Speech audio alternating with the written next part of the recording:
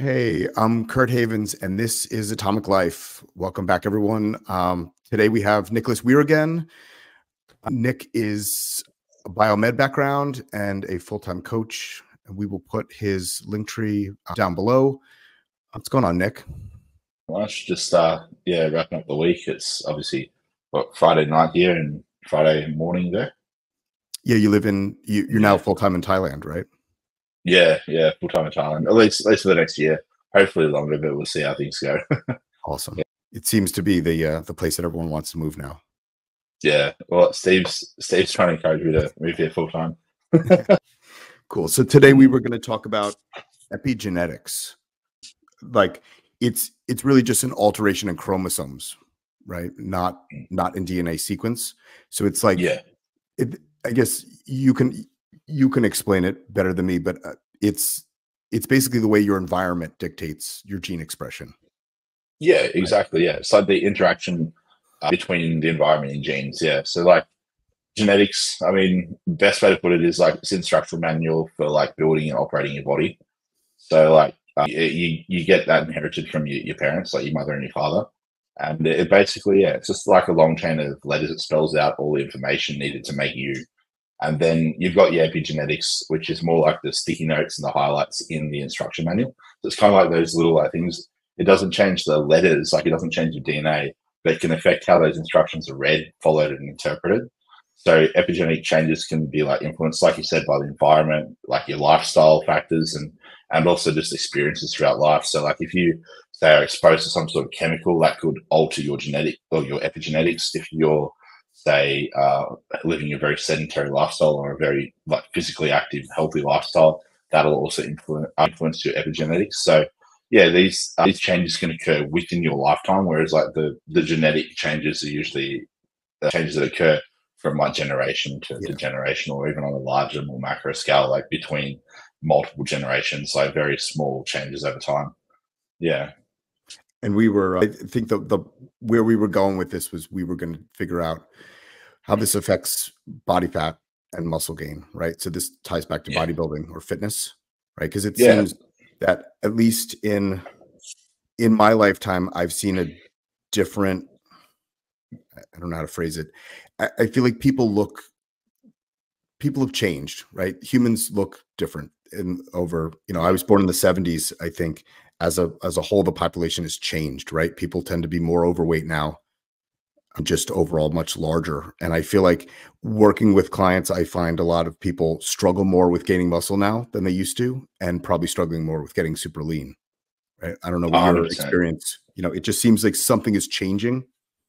Yeah, I agree. And like, I mean, I think you'd probably be in the same frame of mind as me. I think a lot of it has to do with our environment, like the shift in our environment, and also like the things that we're exposed to, like the plastics and stuff.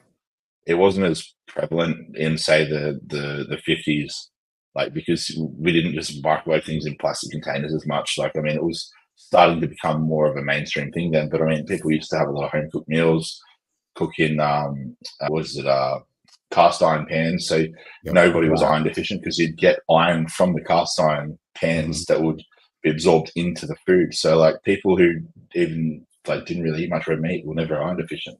Whereas these days it's a more common thing to come across. I think like you said, like it's definitely more difficult these days for people to build muscle and lose body fat and keep it off. And yeah, I think it's definitely environment influenced. Yeah. Another thing I've noticed, I don't have the answer yet, something I want to look into, you and I could do this together, is I've also noticed that, and I'm guessing it's epigenetic, is that the younger guys on lower amounts of testosterone now seem to aromatize heavier than they did 20 years ago. I don't know if you notice any of this. I have a lot of clients on hormone replacement therapy levels of testosterone, and they seem to have estrogen issues, and they're not necessarily overweight individuals. So it's interesting. Something has changed that CYP gene as well in humans. I think so. Yeah, definitely the CYP gene, and then also I think a big thing is the plastics with food and stuff too.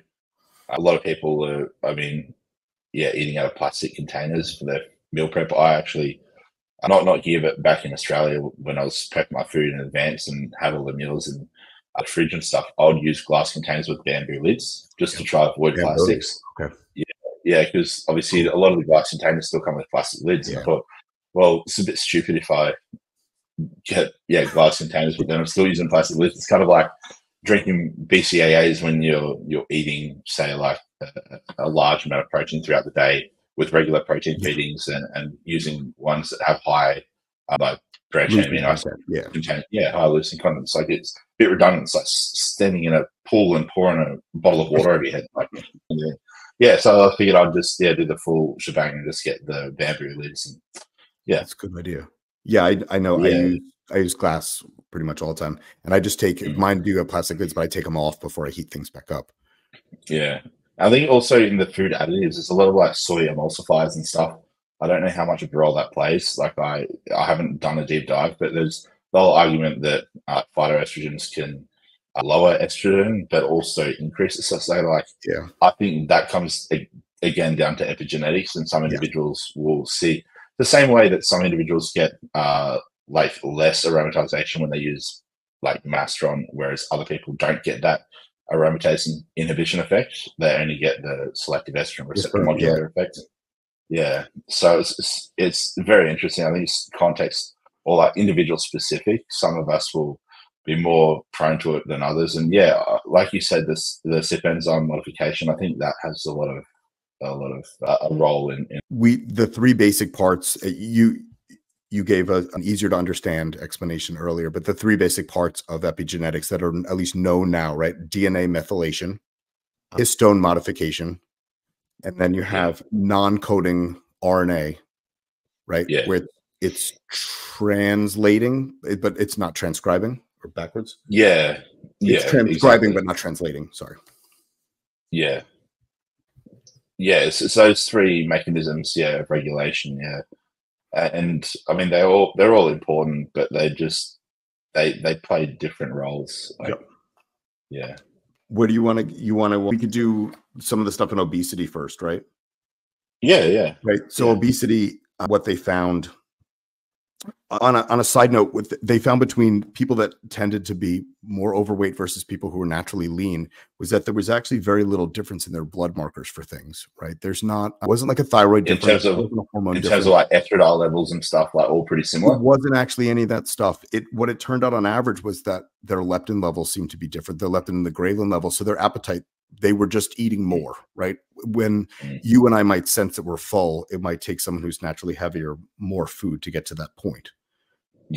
And where it goes back to epigenetics is basically that leptin and adiponectin, which are both produced by fat cells, seem to be affected by this whole process, right? So it's like, and then a poor diet will make it worse. So like the worse someone's diet is, the more body fat they gain, the more leptin adiponectin gets out of whack. By like it's kind of like a feedback loop almost. It's like it's like adding kerosene to the fire. Like they start off with, say, slightly higher basal levels of like ghrelin, lower levels of leptin, and then that just perpetually fuels that cycle. It keeps getting all of a sudden, 3 years down the track, they're 50 pounds overweight. And then some of the obvious things that we just talked about with the plastics and stuff, like you have BPA, which is one of the horrible things that's in plastic, and so that affects methylation as well, but it also seems to affect IGF-1 and IGF-2, which is kind of interesting. So suppressing them. So we'll find in children now, an interesting thing that's occurring in children that are overweight is they basically become growth hormone resistant, and all their linear growth now is from insulin growth factor 1, which is not what IGF is supposed to be doing. And then if they get heavier, then they basically, depending on their diet, aromatase enzyme production's higher than high IGF-1 conversion, which I mean is a big reason why obviously you and Todd mentioned a while back. I can't remember which video it was because I watched all of them, but you mentioned something like keeping estradiol in that sweet Goldilocks zone of 40 to 80. As soon as you exceed that, there's a like diminished return on investment when it comes to the conversion of growth hormone to IGF-1, and then you also don't want it too low. It's kind of like having that like not too hot, not too cold, just right. As long as in case people haven't seen the other videos, the short story there is, as we're talking, as long as androgen levels are adequate, right? So obviously, if someone is, you know, androgen deficient, these numbers don't necessarily apply. But for someone like Nick or myself or anyone in the bodybuilding community, as long as your androgens are sufficient, you want your estrogen between like 40 and 80, give or take. It seems that after 80, there's a point of diminishing returns for most guys. And just because we might see IGF go up in serum, it doesn't mean that it's actually causing an effect. Where the mistake occurred was most people are pulling data from cows. So they're looking at these old Trenbolone studies, and we added estradiol. Revlor, which is the product that Merck makes for cattle, is Trenbolone acetate and estradiol. And so in cows, estradiol is anabolic, yes, whereas in humans, not. Progesterone is, but not correct. But not yep. Estrogen. That's cool that you know that, because a lot of people don't know that, especially in women. Estrogen actually has no anabolic effect in women. Progesterone is the only driver outside of testosterone. Which is why nandrolone is so effective with females. And also, contrary to what a lot of people think, like nandrolone isn't as virilizing to women as people think, because, I mean, nandrolone, as you know, 19-norm-testosterone is an endogenously occurring intermediate to pregnant women. Yeah, and in pregnant women, I think the reason, like no one really touches on this, but I think the physiological reason, or the, I would be able to add to this, but like, or the what's the word? Evolutionary reason. That's what I was thinking of.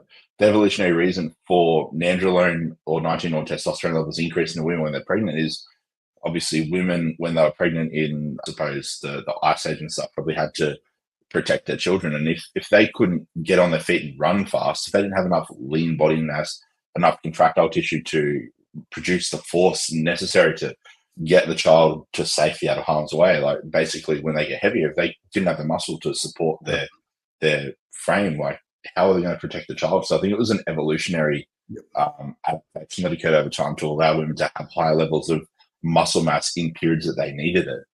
Because I mean, you find higher levels of 19-norm testosterone in, I think it was identified in urine first, wasn't it? They were, it was like when was it? It was the early 1900s or something. It was like a real weirdo. It was, he discovered the presence of 19-norm testosterone in pregnant females' urine. But I think, I mean, that's, it's funny, like you said, the humans draw, or not humans, I should say, coaches, a lot of coaches out there just jump to these animal data. It's like, it's just not applicable. No. So with what you're saying previously, most likely the reason to why 19-nor would occur in females is because, like you said, if they need to be strong, they need to be able to get up, they need to be able to carry a baby, they need to be able to, protect themselves. If testosterone levels were to increase, it would virilize them, and they would then risk losing the child as well. So 19-nor is kind of a protective way to build muscle in them without harming the child or themselves. Exactly. And without detrimentally affecting the uterus and the ovaries. Yeah. So, and then boldenone has an interesting thing there too. I can tell you in a second. So what's occurring in cattle, we should probably do a whole video on this. What's occurring in cattle basically is they have 6 IGF binding proteins and humans have 7, right? So they don't produce IGF binding protein 1 and humans do. So in humans, estrogen is not an anabolic hormone, and as estrogen goes up, IGF binding protein 1 goes up, basically to protect you from the negative effects there. So what's happening if a bodybuilder lets his estrogen go into the hundreds, even though the serum IGF might look like it's going up to a point, it's bound. So it's not bound in a good way, like to binding protein 3. It's bound in a bad way where it's not active. So, and it makes sense. Again, in nature, if my estrogen, your estrogen just continued to increase, it doesn't mean that you're in a place to grow. It means that there's something wrong with your body. So it's not just going to continue to grow muscle at that point. And then boldenone was very similar to EQ. So boldenone or equipoise was discovered to be the same thing as nandrolone, but in animals. So it's an intermediate. So nandrolone is an intermediate between testosterone and estrogen through the aromatase enzyme. And in cattle, it was found to be the same thing. So it's actually an endogenous hormone in cows. So boldenone is like the equivalent of nandrolone for cows. Or all rumpets, So it's non-virilizing for cattle. So it's just a different. That's why for humans we don't actually react well to it because it's not natural to us. That's interesting though. That's really interesting. And it was discovered by mistake. There was looking at using equipoise as a feed additive for cattle. When they separated the two groups, they gave the one group equipoise and they gave the other nothing, a placebo. They found equipoise in groups. Yep. And they were like, why the hell is this? But they'd never bothered to do that at sensitive assay to actually pick up a metabolite for it before, because why would you ever think that it would be in them? So initially they would have thought, oh, it must have been due to poor control in the study. Yep. But then they looked further. They looked further and they realized, hang on a minute, we're actually only giving it to one control group. And that's so interesting. Yeah. Yeah. So it's basically an intermediate between a dione and estrone in a cow. So it's interesting that we discover these drugs almost by mistake, right? And then they're actually occurring in nature. It's almost backwards. Like nandrolone, right? You know, when AJ Birch discovered it, it was already known. It was already a natural occurring thing in us, but we just didn't know how to make it, basically, how to do that reduction. It almost makes you question, like, down the track, are we going to find that a lot of these designer steroids are actually endogenously, naturally occurring, that we just have never seen naturally occurring before? I mean, it wouldn't surprise me if we see that occur with a few of the other designer steroids down the track. We get a more, I suppose, thorough understanding of the inner workings of all animals. Yeah, and we don't know, right? We don't have the knowledge. We don't know everything that exists. We also don't know the metabolites of everything, right? Like, we just discovered those new ones with Primabol. So there's tons of things out there that we just don't know, and they don't necessarily. I mean, and the bros were always, I suppose, the bros tend to figure things out first through trial and error for a lot of that stuff. And now we've got the data, like you said, to, I suppose, reaffirm what the bros were saying about certain compounds being dry compounds. It's like, well, it inhibits aromatization, or it reduces aromatization. It modifies binding of, like, estrogen to certain tissues in the body, makes it more selective. So it's like, all of a sudden, wow, here we are. We have the proof in the pudding, and the for why these things did what they did. And I mean, a lot of the golden era bodybuilders, they would combine nandrolone with Dynabol, and that fulfilled their estrogen needs to a degree. Like, they'd take 1 or 2 Dynabol a day with Primo. If they hadn't have done that, then they probably would have been a lower strife. But because it was such a potent a form of what was it? It was methyl estradiol. Yep. And so it was very, very strong. Very strong. It had a very strong binding affinity, to the estrogen receptor. So you'd get this, like, aromatization. You wouldn't need anywhere near as much. You'd need a fraction of it to fulfill the needs. And if you went overboard, you'd probably get gynecomastia. But they worked it out to kind of like a pretty fine-tuned formula of, like, 1 or 2 Dynabol a day. And then Arnold took it to the extreme. I mean, I can't remember. There was an interview, I swear, there was an interview where they were asking Arnold how many Dynabol he took, and I'm pretty sure off the record he said, "I don't count them. I just take a handful." Yeah, and it wouldn't surprise.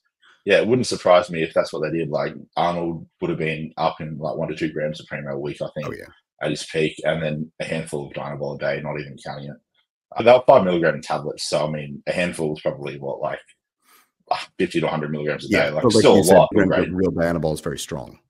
Yeah. A lot of people getting these days is not like 10, 20 milligram tablets. I think more like 5. Yeah, and a lot of the underground labs use something called Revifort B, which is a veterinary drug for Dianabol. So it is Dianabol, but it's mixed with B vitamins, and they can, further dilute this. So like you said, who knows what the actual dosing is in each pill? It's not, if you talk to the guys from back then, 50 milligrams of real Dianabol is a lot of D-ball. Yeah. And the same thing with, like, Trembolone, right? I mean, the purity of it used to be completely different from what it is now. Yeah. And then Parabolin, like, if you took, like, 2 or 3 Parabolins a week, like, that was more than plenty. Yeah, it was the equivalent of 100. That 3 amps would be the equivalent of 150 milligrams of actual product, right? API, Trembolone. Yeah. Versus guys that are using a gram of it, right? You have to question, is it really a gram? And what's the concentration? Yeah. What so with the going back to the epigenetics for a second, what role does it play in muscle? So like, I looked into it a little bit more because it's been ages since I brushed up, and basically DNA methylation, like histone modification and non-coding RNA, they all play roles in the like epigenetic regulation of muscle growth. Histone modification's the most important one, it seems. So yeah, like when muscle growth and muscle development occurs, like you've got specific genes related to muscle cell differentiation and growth, and they need to be activated while others must be suppressed. So it's kind of like it's kind of like a recipe almost. You need certain things, you need more of certain things, you need less of certain things to optimize muscle growth in terms of epigenetics. And histone modifications like acetylation, they're key players in this process. So when histones are acetylated, they become like more relaxed, and it allows the DNA to basically unwind and make the genes accessible for transcription. So then DNA polymerase can come in and obviously do its thing, and you get basically better muscle growth as a result of that. So you need to be able to make the proteins easier to read, and that's what this allows. Like acetylation will allow the protein to basically read the polymerase to read the instructions and make the proteins, and that's how you get that protein synthesis and you get the better muscle growth. So if you have somebody that doesn't have easy to read DNA, or you're going to be in a bit of strife there. You're not going to really get the best muscle growth outcome. If DNA isn't accessible, how is it going to be like transcribed? Yeah. What about a gene like myostatin, follistatin, things like that?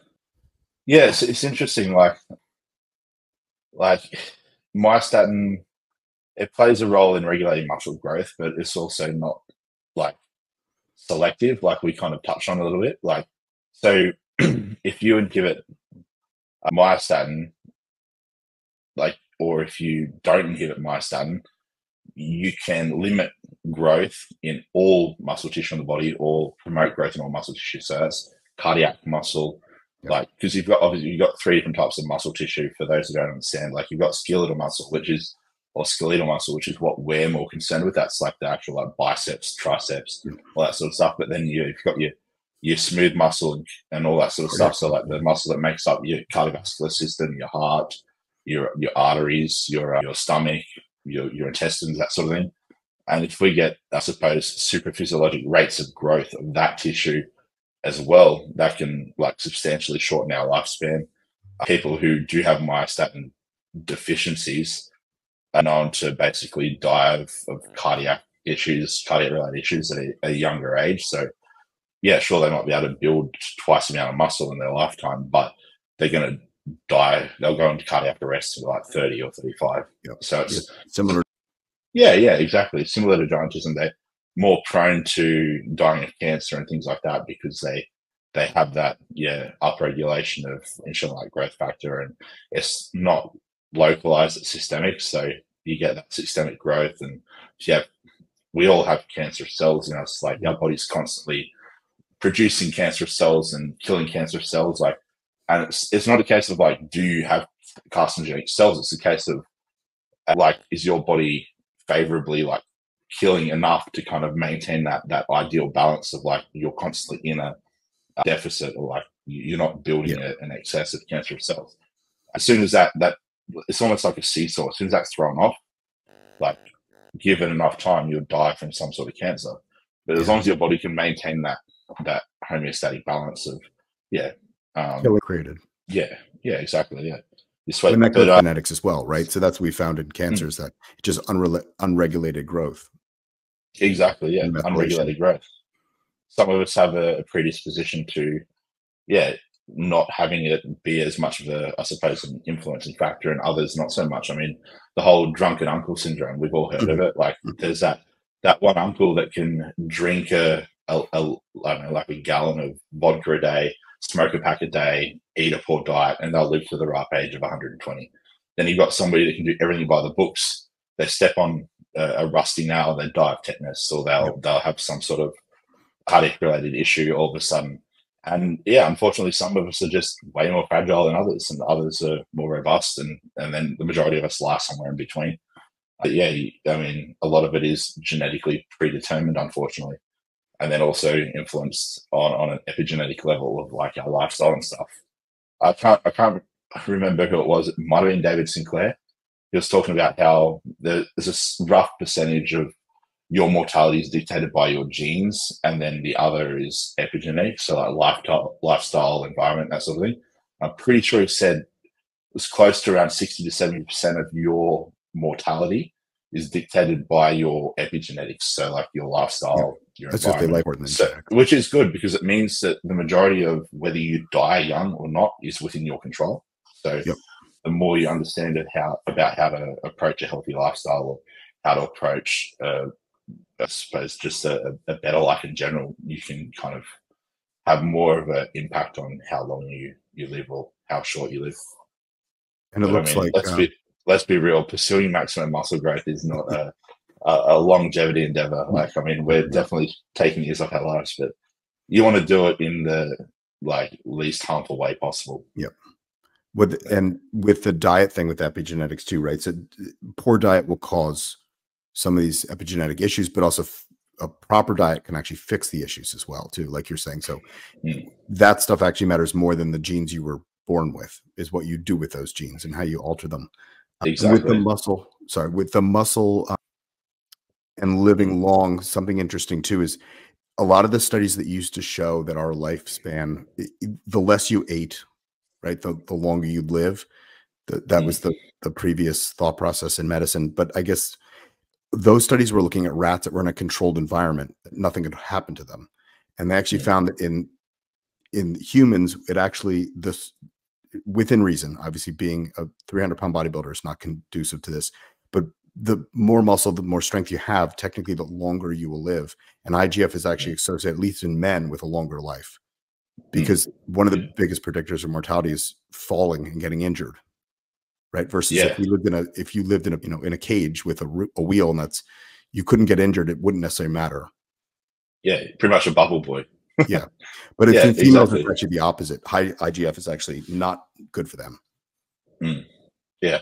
Well, it kind of makes sense. Like differences in morphology and stuff, and differences in we can talk about gender roles and how they're suppressive, and us. Whereas, I don't know. We can get into that whole social science debacle, but it's not worth it. It's like, but from a genetic standpoint, there are gender roles, or like sex roles, I should say. And it makes sense that certain things that are conducive to our longevity are counterproductive to females, and vice versa. Yep. Things that would be good for, suppose, health promoting and lifespan promoting for females, probably detrimental to us. Yeah. Totally. And you can see in high levels of estradiol, probably not very conducive to men's health. And honestly, probably not to women's, right? There's a range, again, just like in men, so slightly higher. But you can see in women too, with the insulin growth factor and the binding proteins, women have higher HGH they have higher growth hormone levels than men do, right? But they have lower IGF. And that's related to their estrogen levels, because their estrogen tends to be 150 or 200. They have lower. So that's kind of further proof too, that we shouldn't let our estrogen just run rampant, because we can even see in females what occurs there, right? Yeah. Yeah. And I know the IGF is much more important. Yeah. I don't want to name any individuals out there in our industry. There are some that are kind of saying you should let your estradiol and your estrogens like E1, E2, E3 run as high as possible without experiencing side effects. I disagree with that. I think there's a sweet spot. Yep. And I think we should do a video, me, you, DJ, possibly Todd. I think that there's a lot more, because like you said, I think bodybuilding is an extreme sport. So the opinions of everyone tends to swing very far, right? In the 90s, everyone wanted to crush their estrogen, right? These pros were running, 2 or 3 AIs, concurrently, and then wildly, because of a couple people on the internet, again, I'm not going to name anyone, but it's now swung the other direction, where estrogen wants to run high and wild for no reason. And like you said, I don't think either is correct. I think there's a middle ground that it should be at for most people.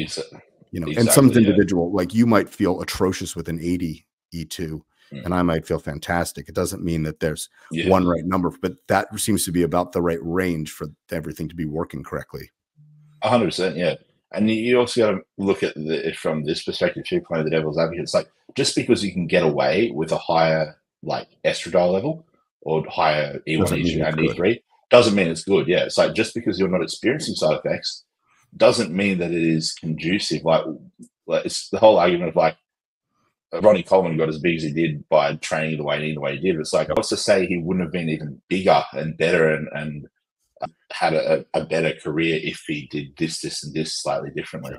It's like small amount levels. Yeah, you never know unless you try. And it's like, yeah, just because, yeah, you can say have an estradiol level of, say, 150 and you're fine, doesn't mean that it's not negatively impacting your, ideal. And like, what else is going on too? Yeah, exactly. Yeah, it doesn't mean you have to crush it, but maybe if you bring that down, say like 30 points, maybe you see a substantial improvement in your results and like a very just positive outcome in general. Yeah. Yeah. We could, she probably would never come on here, but I say I could have my wife on sometime because she's very aware of where my estrogen levels are. She'll call me out immediately if it's high, because you can tell, you know, it has a good, oh, absolutely. And I, you know, and to the guys out there that are thinking, but I gain more weight when my estrogen goes super high, right? Yeah, because of the impact testosterone, renin, angiotensin system. Yeah, I don't think it's all heavy. Yeah, way more influenced by aldosterone, I think. Yeah, because obviously you can observe it with women in different points of the menstrual cycle. They'll gain weight suddenly. It's like, that's not muscle, and it's also not fat. It's just fluid, just shift in fluid. Yeah, exactly, fluid dynamics. Yeah, and that's the thing. Like, people need a. It's why I hate guys that are all obsessed with D-bol and testosterone cycles and DECA. It's like, yeah, you gain a lot of weight, but you also lose a lot of that weight immediately, almost. Immediately, right? And that's pop exemestane, pop 25 milligrams of exemestane, you're going to lose 3 pounds of that muscle overnight. That's, I think that's a correction that I think we can help make in the bodybuilding community, is getting people sane with their numbers, right? I think it starts with labs and health and actually looking at these things. But I think the amount of guys that I've seen, it's obviously proportional to the fact that I've only been public on the internet for a couple months now, but pretty much daily now I see guys with all sorts of issues. And when you actually look at their labs, their estrogen's always high. Yeah. You know, it's like, not, you know, Paul and I joke about that sometimes too, because it's all the guys that are running 19 NORs that always want to use Caber. But if you actually look at their labs, prolactin's on high. It's always estrogen is just elevated. You know, if you can get that under control. And I don't think, again, I'm not pushing using an anti-estrogen per se, but I think there is a point in an advanced bodybuilder cycle where it's needed, right? I think as a beginner, you start off with what's a tolerable dose without an AI, if you can, unless you're a high aromatizer. And then I think as you get more into the advanced things, you'll eventually need to use more of things that will require remediation. And I think that that's okay. I think, again, this whole thing where everyone's, you know, it's right or wrong, there's no middle ground, I think that's silly, right? Yeah. There's people demonizing specific drugs. It's like aromatase inhibitors aren't evil. They have like you said, a time and a place. But the time and place is not with a beginner or a novice. Like because he's using too much.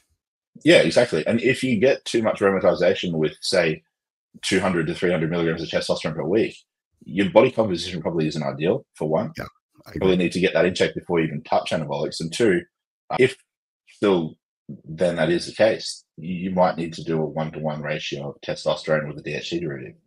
Split the dose instead of doing 200, 300 milligrams of testosterone a week. Maybe a lot of people are very against the idea of doing more than testosterone for your first course, but I would disagree. I think there is a time and a place for some individuals. It can be. Depending on your response. Yeah, it might be a case of, all right, let's do 200 milligrams of testosterone, 100 milligrams of masteron or primo, and see how your blood work transpires over the course of the first 5 to 7 weeks of doing that. And if everything's in a good range, we can go, okay, well, this is a good ratio for you now. And then you might go by slowly escalating those over time. But yeah, some individuals will be fine with just, But like you said, when you get to advanced like cycles or courses where you are in the grams territory, you have to. You have to have an AI, or you have to use a ridiculous amount of primo to suppress that aromatization. Yeah, one or the other. Yeah, and it's like what's the difference at the end of the day, really? Like, there is no difference. And also, most of the data, at least the clinical data on Arimidex, actually shows that it raises IGF. So, you know, again, with the bodybuilding lore, it's AIs themselves don't necessarily cause some reduction in insulin growth factor 1. they're taking such a basic statement and then just exploding it. Like, we know you need an aromatizing steroid in order to allow IGF to occur, right? But that doesn't mean that it's run rampant and that anything that then stops that process is also equally bad. It's not. It's none of those. It's really just kind of in the middle. Exactly. I think misinterpretation of data. Yeah, I think maybe with that we could call this one, done, and we could maybe revisit another one. We talk more about estrogen and stuff. So I think that's kind of a big topic now. Yeah, I think so too. Yeah, we went a little bit off tangent, didn't we? Yeah, no, it's all good. I think it's good, but I think it also, like, I think that there's a lot to be talked about with that other stuff that, because that's causing this gene expression where we started. Yeah. I think that there's other ways to manage this stuff. Cool, man. Yeah. Okay, Nick. Well, thank you again for coming on. I'll put your link tree down below. Please like, subscribe. And Nick is a great coach. If anyone needs, coaching internationally, reach out to him, please. And your Instagram, I'll put down below as well, as Yeah. So I was having a few issues with my website the other day, crashing and whatnot. Issue was a bit of a coding issue. So yeah, website's up and running now, but that's all in my link tree in my Instagram bio. So yeah, if you link my Instagram bio, you should be able to find all of that in the one place. Yeah. Okay, perfect, Nick. Thank you. Yeah. Well, thanks for having me on. Yeah, absolutely. Pleasure. Always a pleasure.